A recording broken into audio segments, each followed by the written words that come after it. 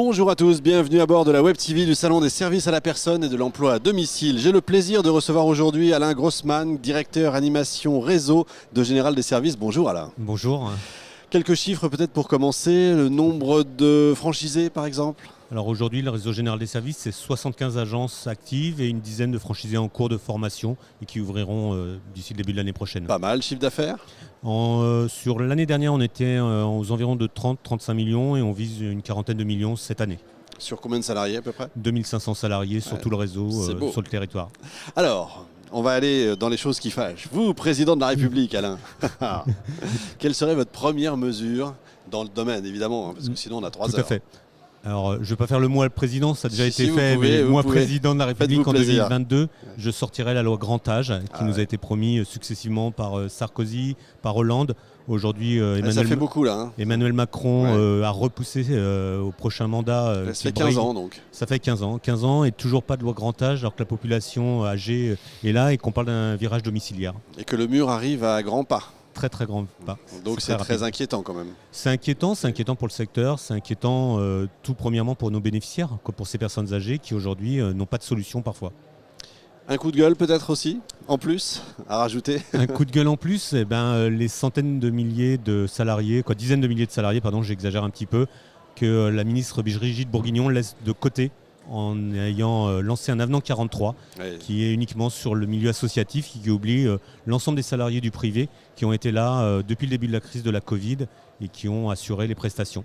Et vous pensez que ça va changer ou... C'est ce qu'on nous promet, donc on est comme Saint-Thomas, on espère que effectivement, les prochaines échéances électorales mèneront à quelque chose de beaucoup plus concret. Malgré tout, vous êtes confiant ou de plus en plus prudent parce qu'il y en a marre d'attendre? Ça fait 15 ans que je suis dans le secteur du service à la personne, Il y a eu d'autres orages, on est toujours arrivé à les surmonter et avancer pour le bien-être de nos salariés et de nos bénéficiaires. Vous en parliez, ça fait 15 ans. Qu'est-ce qui a fait que vous soyez entré dans ce secteur des services à la personne?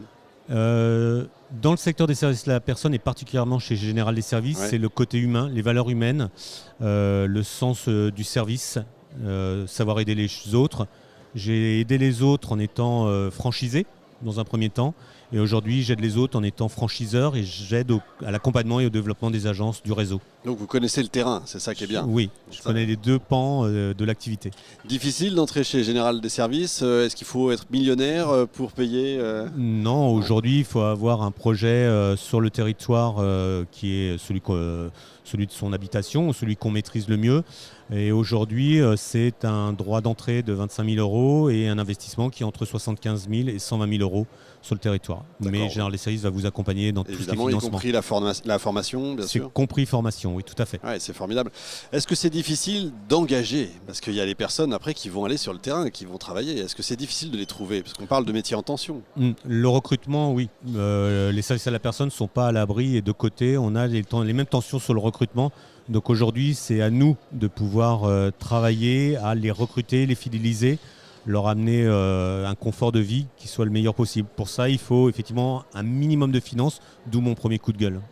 Général des Services, c'est uniquement franco-français ou vous travaillez déjà à l'étranger? Aujourd'hui, on est sur le territoire métropolitain, mais également dans les dom-tom avec une agence à Mayotte et une agence à La Réunion. D'accord, et pas encore l'étranger?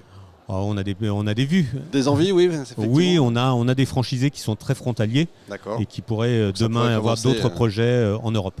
Bon, 2022, ça vous paraît, outre l'échéance présidentielle, mais on a compris que vous alliez vous lancer dans la candidature, mais 2022, ça vous paraît au vert quand même, tous les signaux au vert? Oui, tout à fait. Il y a vraiment des vrais enjeux autour d'un projet qui s'appelle Ma Santé 2022, qui va être de fluidifier l'interconnexion entre tous les services du domicile, le médical et le médico-social dont on fait partie. Et puis, pour nous, c'est un gros enjeu. C'est 100 agences, on l'espère, à la fin de l'année 2022. Donc, de belles perspectives.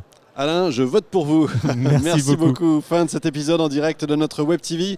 Retrouvez l'ensemble des émissions sur salon-service au pluriel-personne.com. On se retrouve dans un instant avec un nouvel invité.